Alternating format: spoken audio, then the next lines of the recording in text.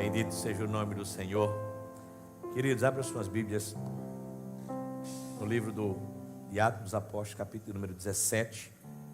E eu quero que a banda já deixe aí na agulha Filhos do Fogo, com o coração incendiado, viu, Ruth? Tá certo? Não tem como a gente cantar um hino como esse, irmãos, e não colocar nossa alma nele. Tá bom? Muito importante. Bendito seja o nome do Senhor. Atos dos Apóstolos, capítulo de número 17. Hoje é culto de obra missionária e Deus tem colocado uma palavra no meu coração. Eu quero compartilhar com os amados. Todos encontraram, digam amém.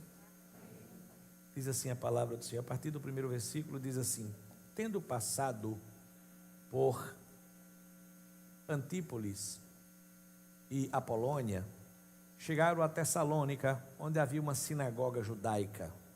Segundo o seu costume, Paulo foi à sinagoga e por 3 sábados discutiu com eles com base nas Escrituras, explicando e provando que o Cristo deveria sofrer e ressuscitar entre os mortos.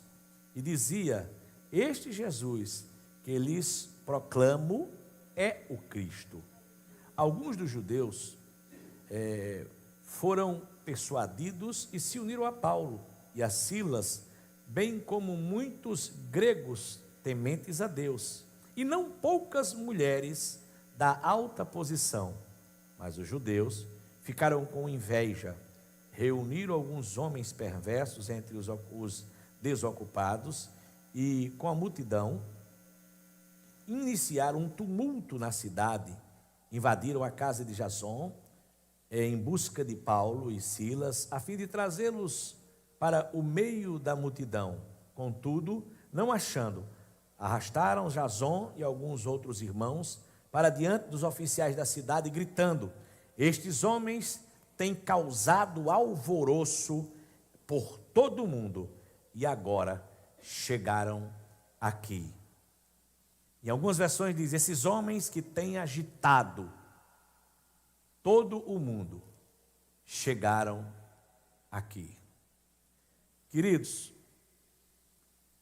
o apóstolo Paulo é uma figura extraordinária no Novo Testamento. Eu acredito que depois de Jesus Cristo, o apóstolo Paulo é a figura mais contundente, sabe, mais fascinante que a Bíblia Sagrada nos apresenta.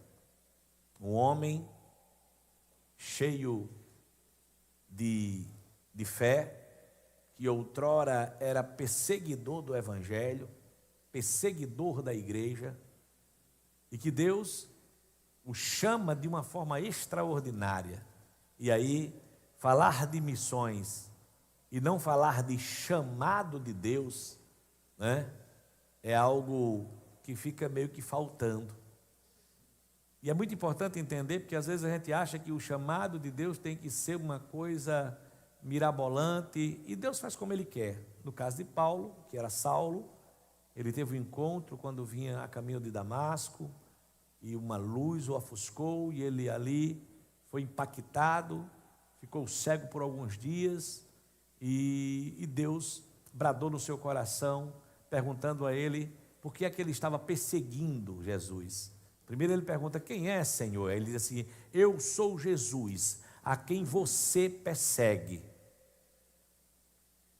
Que coisa linda, né? Bendito seja o nome do Senhor.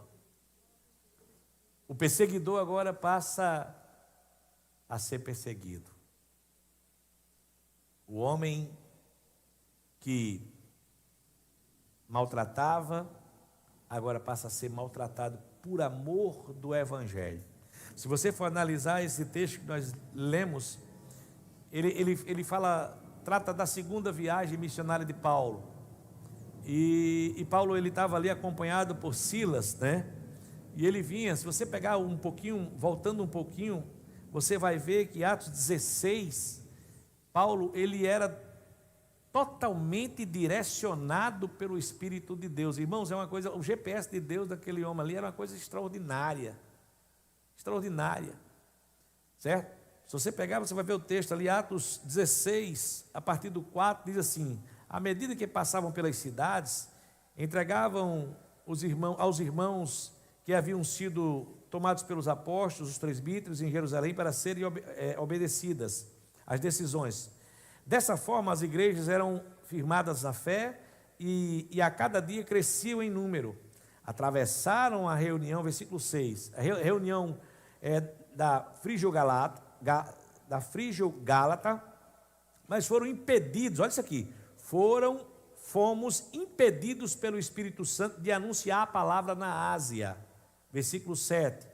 Quando chegaram perto de Mísia, tentaram ir para a Bitínia, mas o Espírito de Jesus não o permitiu. Então, passando pela Mísia, desceram para Troade. De noite, Paulo teve uma visão, nela, em pé, um homem da Macedônia, suplicando-lhe: vem para a Macedônia e ajuda-nos. E quando ele teve essa visão, logo procuramos partir para a Macedônia, concluindo que Deus nos havia chamado para lhes anunciar o Evangelho. Irmãos, se tem uma coisa que está claro aqui, é que a direção é de Deus, amém? Isso aqui é muito claro. Eu me lembro de Gideão, quando ele faz ali, quando Deus chama ele para uma guerra, né? Gideão estava passando um momento muito difícil, e ali malhando o trigo no lagar, e o anjo aparece a ele e chama ele de varão valoroso, vai nessa tua força, e eles, amigo, você está falando com a pessoa errada. Mas uma coisa linda é que quando Deus ele coloca a estratégia no coração de Gideão, Gideão diz assim: fazer o seguinte, eu vou colocar aqui essa lã aqui fora, eu quero fazer prova de ti, Deus, não é que eu estou aqui desacreditando na tua palavra, mas eu preciso ter segurança, porque em mim mesmo eu não tenho segurança.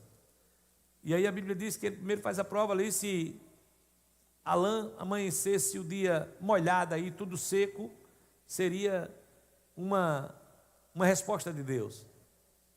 Foi dormir, no outro dia, quando amanheceu o dia, a lã estava com bastante água e tudo seco, certo? E aí ele agora faz o contrário, ele diz: Senhor, eu quero agora fazer o seguinte, agora eu quero que esteja tudo seco, aliás, é tudo molhado e a lã seca. Olha que mistério. E aí assim fez, e assim o Senhor respondeu. Então a direção de Deus é algo extraordinário quando se é para fazer a obra do Senhor, certo? E assim, sinceramente, irmãos, é algo muito forte, porque você não pode ser medroso no sentido de não querer avançar, mas você também não pode ser um irresponsável, sair atirando para tudo quanto é lado. Então a direção de Deus é algo que, uma das principais orações do meu ministério Senhor, me dê a direção. Acho que de uns 3 anos para cá, é a principal súplica da minha caminhada. Senhor, me dê a direção, né? E alguns estudiosos entendem que Gideão ali, na verdade, ele estava dizendo assim, quando ele diz assim: Senhor, que a lã esteja molhada e tudo seco, a lã estava falando dele, que eu de fato esteja cheio, tá? E aí depois, quando ele diz assim, agora que a lã esteja seca e tudo molhado, ele estava dizendo assim: aqueles que me seguem precisam também estar cheios. Bendito seja o nome do Senhor. E diz a palavra de Deus que, nós já vemos aqui, que Paulo, ele estava literalmente na direção de Deus. E aí uma coisa que eu aprendo para que se faça a missão, ou para que você faça a obra do Senhor, é que mesmo estando na direção de Deus, mesmo estando, irmãos, o chamado de Paulo é o mais extraordinário no Novo Testamento, está entendendo? Mas, no entanto, Paulo era um dos caras mais perseguidos que você possa ler no Novo Testamento. No capítulo 16 você vai ver Paulo direcionado por Deus, pregando o evangelho, e de repente uma jovem possuída por demônios, possuída pelo espírito de adivinhação. Essa jovem começa detalhe, a jovem estava falando a verdade, o demônio estava falando a verdade. Olha que coisa. O espírito de engano é uma coisa terrível, irmão. Por isso que é muito importante você, eu, nós, pedirmos o discernimento de Deus para tudo. O discernimento de Deus. E ela dizia, sabe o quê? Esses homens que eu estou aqui anunciando ou apontando, esses homens estão anunciando o caminho do Senhor. E eu vou dizer a você uma coisa aqui, sinceramente, irmãos. A pessoa que não tem discernimento tinha contratado essa moça como promoter do ministério dele, né? Moça, vamos fazer o seguinte, quanto é que você quer para você? Eu vou na frente e você vai dizendo assim, olha, esse homem é um homem de Deus, e ele prega evangelho, escute ele. Mas, no entanto, cheio de Deus, conhecendo que aquilo ali era uma artimanha do diabo, a Bíblia diz que o apóstolo, ele dá um comando, e o diabo, o demônio que estava naquela moça, ele é expelido, e de imediato aquela moça é liberta. É motivo de glória, é motivo de alegria. Você concorda comigo? Um cativo que foi liberto. No entanto, Paulo foi preso e açoitado. Preso e açoitado. E aí, irmãos, para pensar nisso aqui. Se formos trazer para os dias de hoje, a forma que nós muitas vezes entendemos o evangelho, é muito fácil desistir. É muito rápido desistir. É muito rápido tomar uma decisão e achar que, não, isso não é de Deus. Como é que pode? Senhor, eu até ontem, até a pizza não chegar, Senhor, eu estava crente que era o Senhor, mas agora depois do chicote estar lá nos pinhaços, Senhor, não dá não. Perceba que a perseguição vai sempre existir. Então é muito importante entender isso. Porém, nós precisamos entender que, com a perseguição, muitas vezes Deus permite a perseguição. Olha que coisa. Deus permite a perseguição para que você tome decisões. Diga assim para o seu irmão, ore e tome decisões, porque senão a perseguição chega.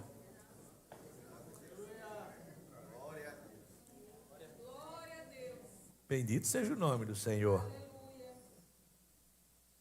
E Paulo tinha, eu estou falando isso com base nas Escrituras, você vai ver que quando explode uma perseguição, a Bíblia diz que Filipe e muitos outros, eles saem dispersos, e Filipe, ele chega em Samaria e começa a pregar o Evangelho. Ali foi uma perseguição que fez com que eles, de fato, saíssem das suas zonas de conforto, onde estava começando a ficar confortável, a igreja estava crescendo, está entendendo?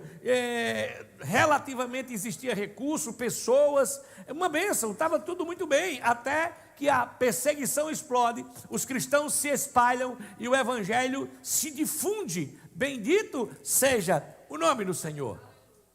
Paulo, a Bíblia diz que quando Paulo chegava, quando ele chega, você vai ver o texto que nós lemos, Paulo, quando chega no versículo 2, ele tinha sempre o bom costume de ir para a sinagoga. Ali, não só adorar a Deus, né, porque culturalmente falando ele era um judeu, apesar de ser liberto e ser convertido, mas ele sabia que os judeus precisavam entender que o Messias que eles estavam esperando era Jesus Cristo. E todos sabem, mas não custa nada repetir, é que muita gente, os judeus daquela época, esperavam um Cristo que fosse um homem com poder bélico para libertar do jugo de Roma. No entanto, Paulo estava mostrando, e se você pegar o texto que a gente acabou de ler, ele estava mostrando de acordo com as Escrituras, que aquele homem que padeceu e todo aquele sofrimento estava escrito e deveria se cumprir, porque o Messias de fato era Jesus Cristo. Bendito seja o nome do Senhor. E só ele era um exímio conhecedor da Torá, da lei, bendito seja o nome do Senhor, e aí ele estava confrontando com os judeus dentro da palavra. Olha que coisa legal, que Jesus Cristo de fato era o Messias. E aí eu quero dizer para você uma coisa aqui, querido. Você foi chamado, você está direcionado. Deus está abençoando, você está se esmerando, você está fazendo a obra do Senhor com alegria. Mas eu quero dizer uma coisa aqui: se prepare, porque vai vir mais perseguição. Nós estamos vivendo num momento muito bom e a gente acha que perseguição é só aquela que o governo, como acontece na China e em outros países, em que o governo pressiona, fecha a igreja, prende pastores. Não, irmãos, muitas vezes as perseguições, elas se levantam dentro de casa. Seus parentes, familiares, amigos do trabalho. Bendito seja o nome do Senhor. Mas a Bíblia diz que acontece que o ministério de Paulo começa a produzir frutos. Muitas pessoas aceitam a Cristo, alguns judeus se convertem ali, alguns também homens daquela região se convertem, e muitas mulheres, inclusive mulheres, a Bíblia fala que mulheres de posses. E aí o ministério de Paulo começa a explodir naquela região. E aí, quando o ministério de Paulo explode, irmãos, se levanta a perseguição. Perceba que eu não estou aqui só para falar sobre perseguição. Eu me lembro, nós passamos muitas lutas na nossa vida. E assim, irmãos, quando você está no estreito, muita gente chega, ou o irmãozinho, a irmãzinha, mas quando Deus começa a abrir a porteira, quando Deus começa a largar as tendas, escute o que eu estou dizendo. Muita gente que morria de pena de você, eu até mesmo queria ajudar, começa a lhe ver como uma ameaça. Começa a lhe ver, mas por que ela? Por que ele? Eu me lembro, minha esposa, eu cheguei para ela disso no começo da nossa caminhada, quando a porteira começou a abrir uma coisinha, eu nem imaginava que Deus... E outra coisa, irmãos, é porque a gente estava tão no fundo. Você sabe o fundo do poço? Pronto, a gente tinha uns 3 metros para dentro.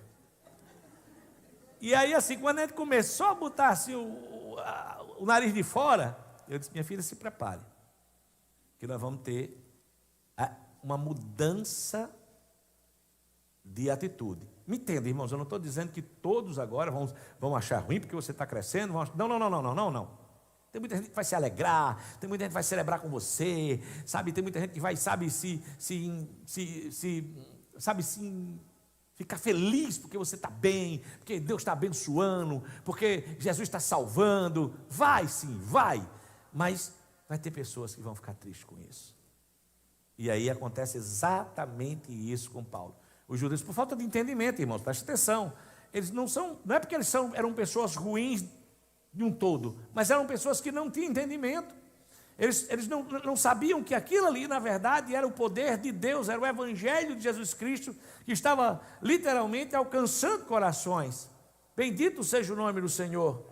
E aí é uma coisa que nós precisamos entender, que nós precisamos, mesmo entendendo que nós vamos ter represálias, mesmo entendendo que nós vamos ser incompreendidos, mesmo entendendo que nós vamos ter perseguições, continue pregando o Evangelho, continue fazendo a obra do Senhor com alegria.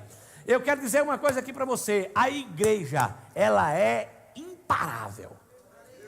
Porque é que Jesus diz assim: eu vou edificar a minha igreja, e as portas do inferno não prevalecerão contra ela.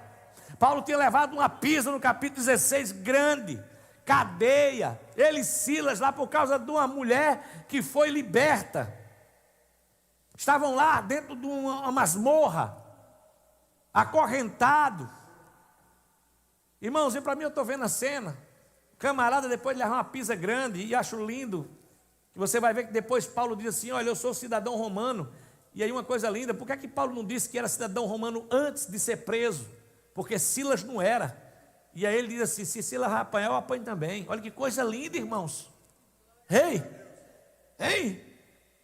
cara, isso é lindo. E aí os caras estavam com as costas todas chicoteadas, feridas, provavelmente os mosquitos, imagine, amarrado num tronco. E aí a Bíblia diz que à meia-noite eles começam a fazer um devocional na cadeia.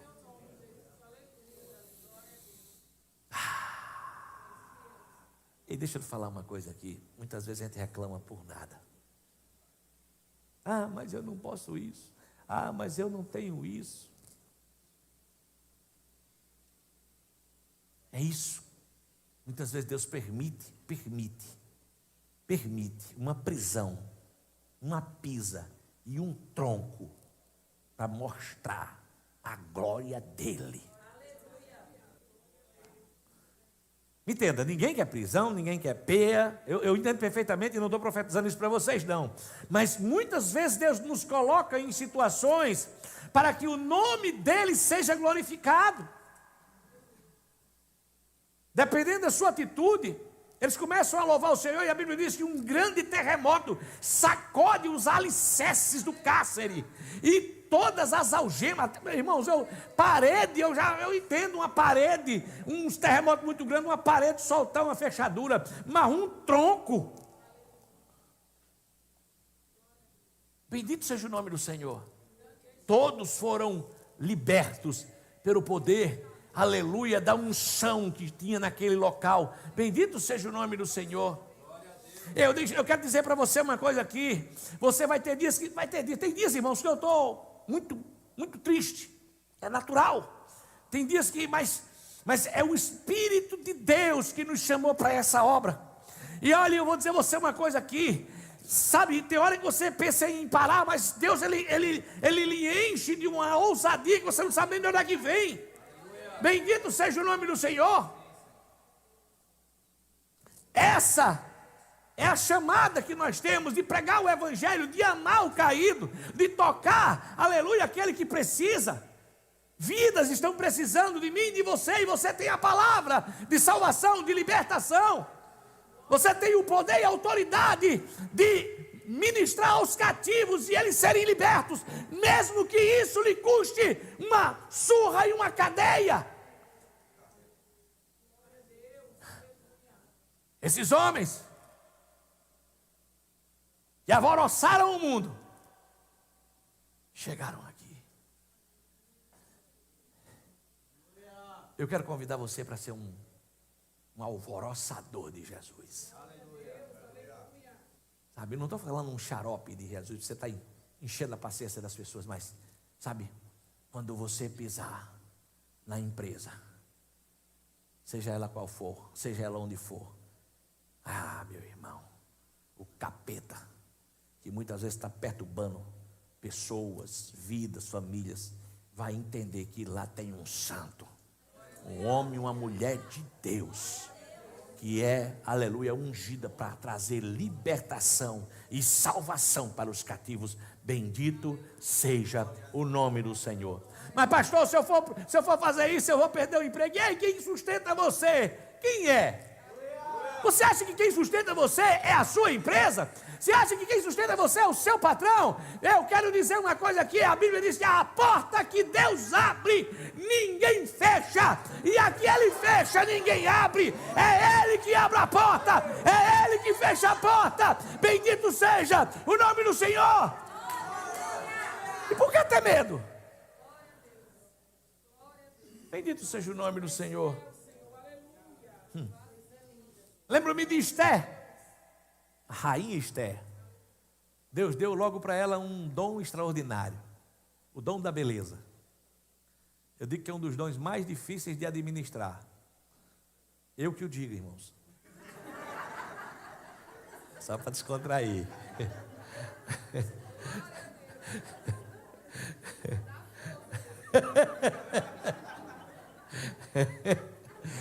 Mas é verdade, o dom da beleza é um dom difícil de administrar. É. Tanto para a moça como para o rapaz. Uma moça bonita, ela é muito perseguida. Um rapaz bonito também ele é muito perseguido. É verdade. Os feios, pode ficar tranquilo, não tem dificuldade nenhuma.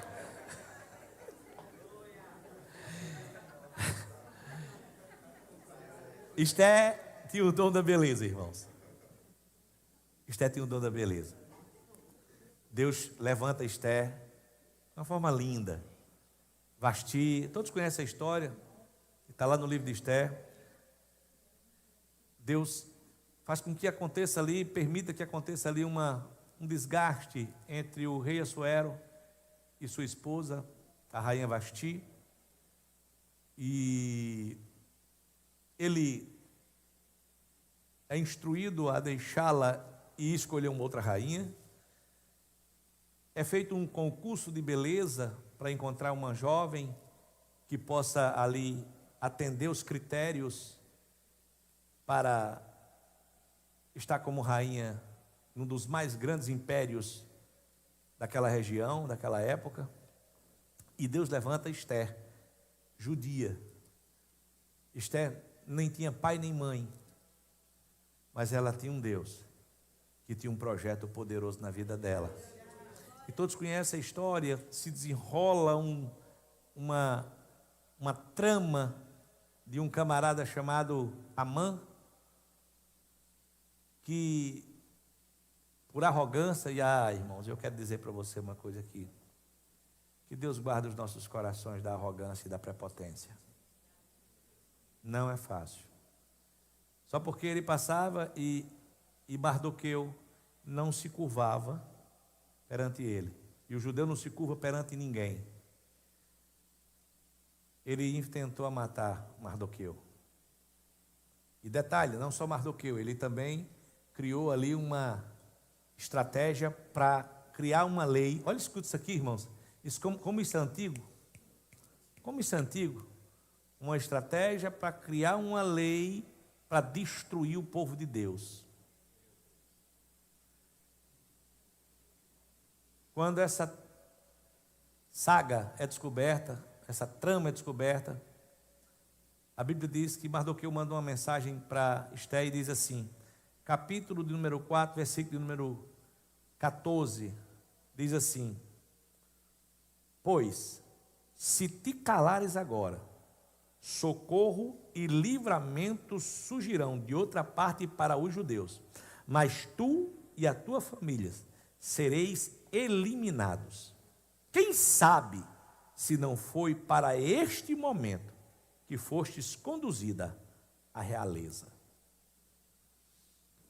Ela estava temerosa de entrar na presença do rei, porque não tinha sido chamada, e ela poderia até morrer, segundo a lei daquele império. E perceba que ele manda esse recado para ela, dizendo assim, Deus lhe levantou para esse momento. Queridos, deixa eu te falar uma coisa aqui. A paralisação que o medo gera na tomada de decisão necessária, que muitas vezes nós vamos precisar tomar, irmãos, é algo terrível. É algo terrível, e nós precisamos tomar muito cuidado, né? O que nós precisamos entender é que muitas vezes Deus nos colocou em posições chaves para alcançar pessoas. Eu tenho falado isso, então, e isso está no meu coração, não é de hoje, que olhe, existem pessoas que Claudinho vai acessar que eu nunca vou acessar. Existem pessoas que irmão Francisco acessa que eu nunca vou acessar. Existem pessoas que Joel acessa, que eu nunca vou acessar. Existem pessoas que irmã Ariane, é Ariane, né? Ariane acessa, que eu nunca vou acessar. Então perceba que, e de quem é a responsabilidade de pregar o evangelho para essa pessoa? É minha? É de quem? É de quem está lá, você tem um acesso, Deus lhe colocou lá. Eu sei que não é fácil, não é todo momento que você vai ter a oportunidade de falar do amor de Deus, mas eu quero dizer uma coisa aqui, irmãos. Nós pregamos domingo passado sobre Naamã, certo? E aquela menina lá que estava lá, e de repente o camarada já leproso, uma situação difícil dentro de casa, ela saca o que estava acontecendo, em vez de ela lançar uma maldição sobre a vida dele, ela lança uma palavra de direção para a vida daquele homem. Bendito seja o nome do Senhor, que não só salvou aquela família, aquele homem, mas trouxe uma história extraordinária, porque na visão de missões, quando um líder se converte, todos os liderados são impactados.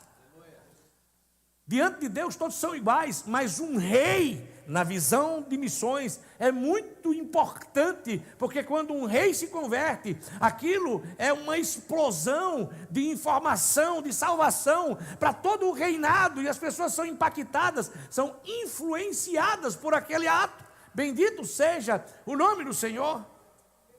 Aleluia. Charles Spurgeon disse uma coisa interessante. Ele disse que a pregação do evangelho nada mais é do que um mendigo falando para outro mendigo aonde é que tem pão. É muito forte isso me impactou. Não nos faz melhor do que ninguém.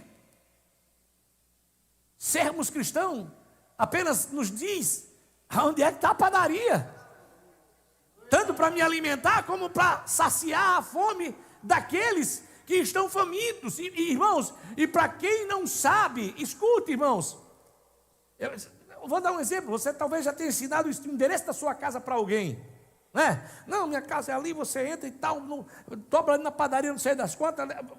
Aí você tem na sua cabeça, e o camarada que não sabe, você não consegue processar, mas você sabe o caminho. Então é muito mais fácil. Bendito seja o nome do Senhor. Nós precisamos, perder esse medo. Nós precisamos começar a tocar em vidas. Eu falei, acho que domingo passado, de uma moça que ela ganhou uma professora com 10 minutos por dia na parada do ônibus. 10 minutos, ela chegava um pouquinho mais cedo, aí sentava, fazia um devocional com essa professora, e a professora não era crente.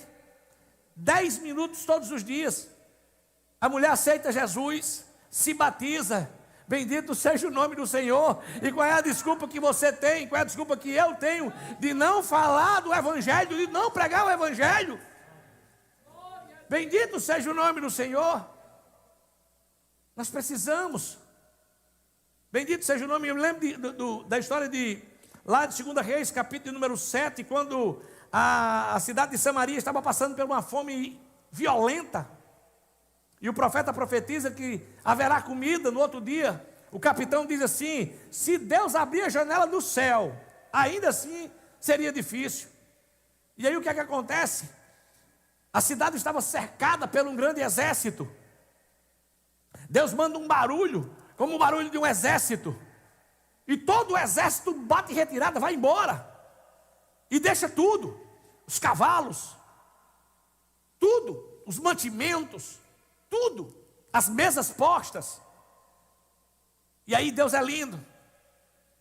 4 leprosos, 4 leprosos, desesperados, porque se fosse para dentro da cidade, morria de fome. Se ficasse parado lá fora, morria de fome. Se fosse para o exército inimigo, tinha risco muito grande de morrer. Mas eles tomaram uma atitude. Diga assim comigo: eles tomaram uma atitude. Chegaram, fizeram uma reunião e disseram assim: rapaz, é o seguinte, se a gente for lá para dentro, a gente morre de fome, está todo mundo morrendo de fome. Se a gente ficar aqui parado, sentado, vamos morrer de fome. Se é para morrer, vamos chutar o balde, vamos para cima do exército dos homens lá. Se eles matar, a gente matou. Irmãos, olha a situação. Eu quero dizer para você uma coisa, que às vezes Deus nos coloca, permite que a gente entre, Senhor, em uma situação que você ou vai, ou você vai.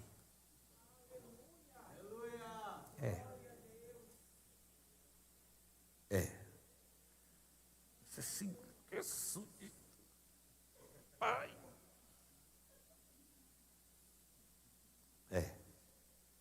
Quando eles chegam lá, imagina eles se aproximando do acampamento dos sírios. Coração, e há de sair pela boca: eita Jesus, chegou o final da vida desse leproso rei miserável. Quando chega, a primeira coisa que ele vê, não tinha ninguém. Aí sabe o que é que eu acho lindo? Entra numa cabana, numa barraca, e provavelmente estava a mesa posta. Uma galinha gorda. A Coca-Cola ainda estava geladinha.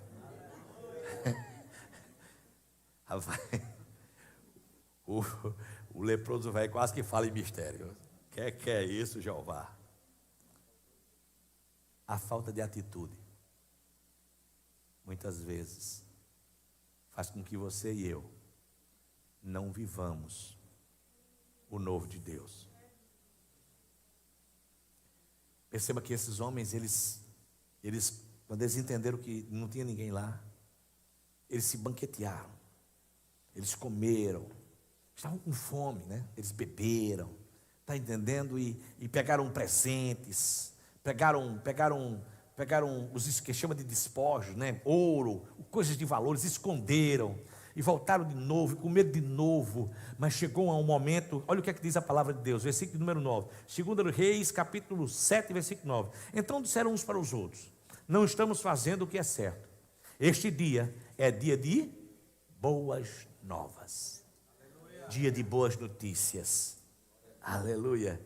E nós nos calamos. Se esperarmos até a luz da manhã, algum castigo nos sobrevirá. Vamos agora e anunciemos ao palácio do rei. Ei, se eu me calar, o chicote vai estar lá no meu espinhaço. Eu preciso falar.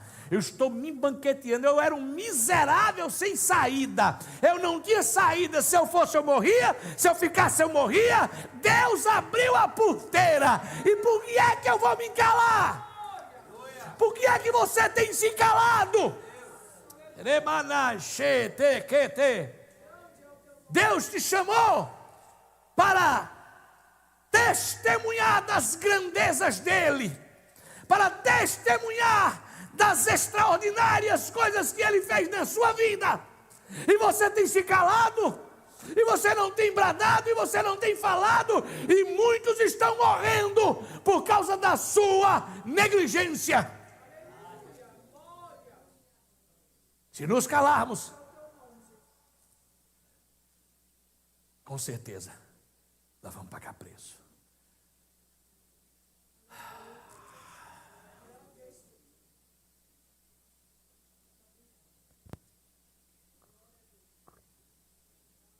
Uma coisa linda que eu aprendo, e eu já estou caminhando para o final. Todas as vezes que o Senhor quer fazer coisas grandes, irmãos, Ele coloca seu povo em situações estreitas. Lembra? Faraó. Deus bombardeou o Egito. Deus bombardeou o Egito, irmãos. Bomba atômica é fichinha porque Deus fez no Egito. O ataque que o Senhor trouxe no Egito foi cirúrgico. Deus abateu os deuses do Egito. Deus fez coisas extraordinárias. Deus envergonhou o Faraó. Mas aí Deus, no seu projeto lindo, irmãos, quanto mais a gente lê as Escrituras, mais a gente se apaixona. Deus faz com que o povo abençoe a nação de Israel. Eles saem, e agora Deus endurece o coração de Faraó. Meu Deus, parece até que se a gente não tomar cuidado, se a gente não conhecer o Deus que nós temos, a gente vai achar que Ele está querendo brincar, mas Deus não brinca, irmãos. Deus leva você, Deus leva eu, Deus leva o seu ministério, Deus leva o meu ministério a sério. E agora Deus endurece o coração de Faraó, e Faraó agora com todo o poder bélico daquela época, agora indo para esmagar, de fato esmagar, uma nação de escravos. Se fosse uma nação de guerreiros, uma nação de escravos, não tinha saída, não tinha como. E para completar, rochas de um lado, rochas do outro, e um mar na frente. Meu Deus, uma rua sem saída.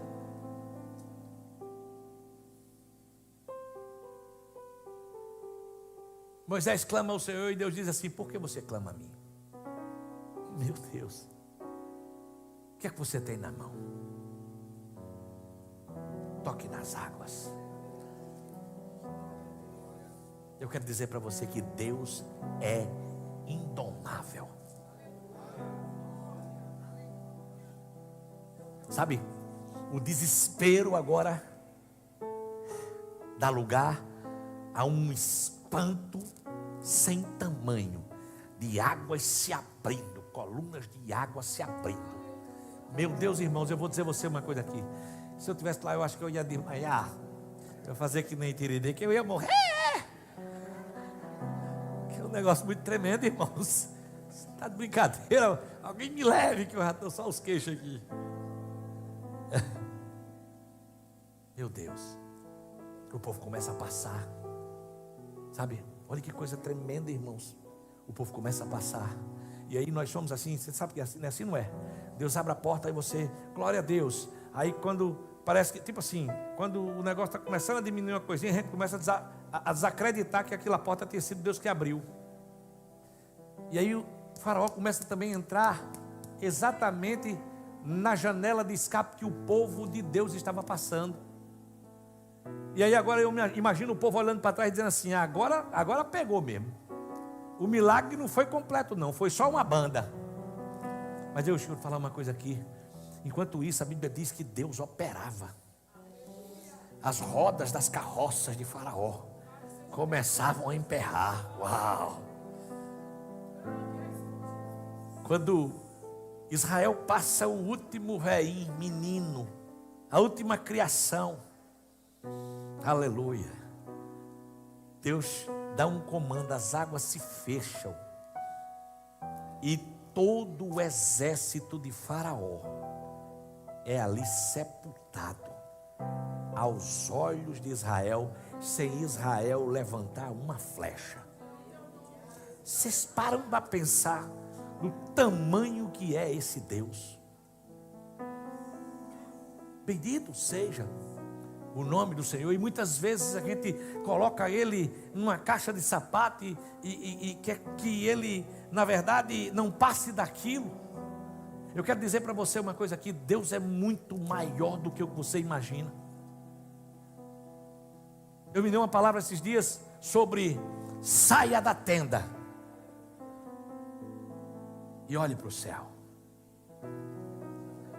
Porque muitas vezes nós estamos, sabe, no nosso mundinho, na nossa visão pequena, sabe, e queremos trazer Deus para esse estreito, e Deus está dizendo assim: ei, você não tem noção do que eu sou capaz de fazer.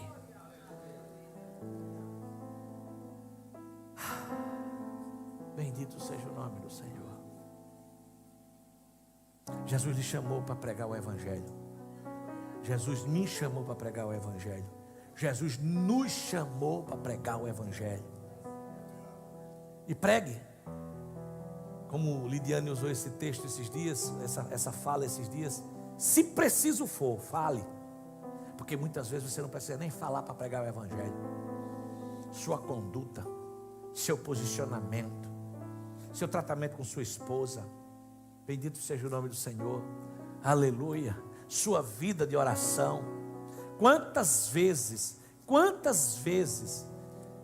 eu chego numa reunião de negócios, banquete de Torá, aí eu estou em consagração, irmãos, carne para bater de vara. Aí você diz assim: não, mas não pode, porque às vezes a pessoa é crente, eu digo ali, eu estou no mistério. Oh, não se preocupe não. O cara está comendo ali, está dizendo assim: meu Deus, namachê de cantar, eu preciso consagrar também. Eu preciso descer também. Não estou falando isso para me exaltar não, porque eu faço isso porque preciso muito, muito, muito. Mas Deus nos chamou exatamente para isso. Para que as pessoas olhem e digam assim: ser cristão é uma bênção. Ser crente é diferente. Bendito seja o nome do Senhor. Eu vou encerrar. Acho que é Harry Ford, que é o cara da Ford.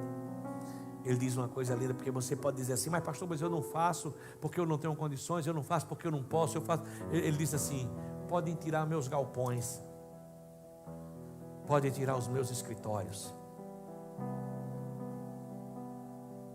mas se eu tiver minha equipe, eu vou para o outro lado da rua e começo tudo de novo.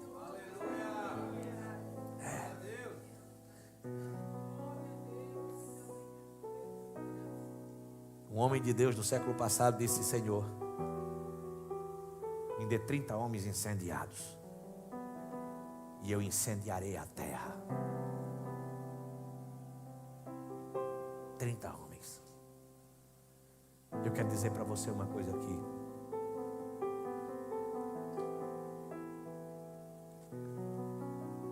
Deus sabe. E desde o começo, Deus tem bradado que aqui seria a caverna de Adulão.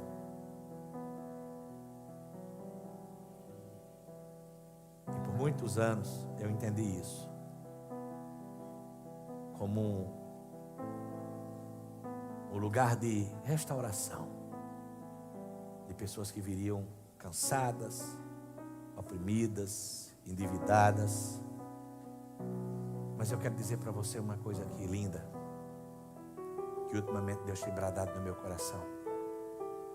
A caverna de Adulão não é uma morada. A caverna de Adulão é uma passagem para a expansão do reino de Deus. Você pode até estar na manutenção, você pode até estar, mas eu quero dizer para você uma coisa aqui: a caverna não é a minha morada e nem é a sua morada. Deus nos chamou para a expansão do reino de Deus. Que Deus aplique essa palavra no seu coração. Eu queria que você ficasse de pé. Eu quero que você tinha. Esse hino fala muito no meu coração, irmãos. É impossível eu ouvir esse hino e não, sabe, isso é muito forte no meu coração. Primeira vez que eu ouvi esse hino, acho que foi Jéssica que cantou, né? E isso nunca mais saiu do meu coração. Presta atenção no que a letra desse hino diz. Presta atenção. E não sou só eu não, irmãos. Ei, não só sou eu que tenho que me sentir, sabe, esticado, apaixonado, incendiado pelo poder do Evangelho. Não. Cada um de vocês aqui tem um chamado. Cada um de vocês tem autoridade para pisar na cabeça da serpente, para andar em autoridade na terra. Bendito seja o nome de Deus. Para profetizar em lugares secos. Aleluia. E o Senhor abrirá mananciais de água. Deus lhe chamou com autoridade nos últimos dias para mudar lares, famílias.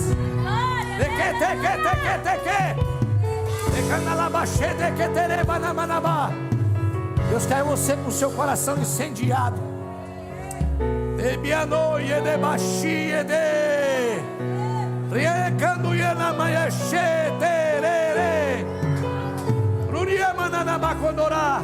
Ei, quando você estiver incendiado, as pessoas irão até você. As pessoas irão até você. Ei, eu quero entender que mistério é esse. As pessoas serão atraídas pela glória de Deus na sua vida. Aleluia. Oh, desça, ore, busque, se humilhe e abandone o pecado.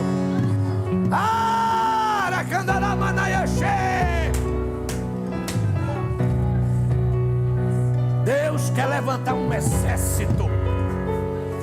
exército de homens e mulheres apaixonados por Ele, que não temem nem a morte e que não têm a sua vida por preciosa.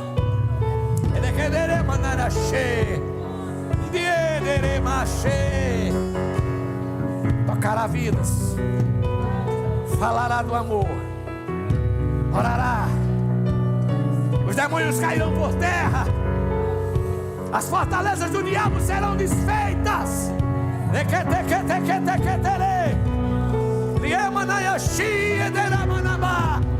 Deus fará milagres, prodígios e maravilhas.